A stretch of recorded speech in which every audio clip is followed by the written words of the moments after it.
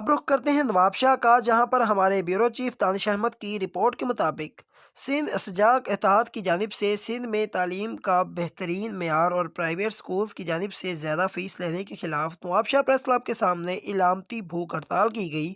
اس موقع پر کامران چانڈیو، طالب حسین چانڈیو، سارق سندھی، یونس بروہی، دلبر جمالی اور دیگر نے میڈیا سے بات چیت کرتے ہوئے کہا کہ اگر سندھ میں تعلیم کا معیار بہتر نہیں ہوگا تو ہم ترقی کیسے کر سکتے ہیں، اور پرائیویٹ سکولز میں اتنی زیادہ فیس لی جاتی ہے کہ غریب والدین اپنے بچوں کو تعلیم نہیں دلوا سکتے۔ انہوں نے کہا کہ سرکاری سکولز کی تعلیم کو بہتر کر کے پرائیویٹ سکولز کو بند کیا جائے تاکہ مزدوری کرنے والا، رکشہ چلانے والا اور ہر طبقے کا ہر فرد اپنے بچوں کو تعلیم کے زیور سے نواز سکے، اور اگر سندھ میں تعلیم کے معیار کو بہتر نہیں بنایا گیا تو ہم کبھی ترقی نہیں کر سکتے۔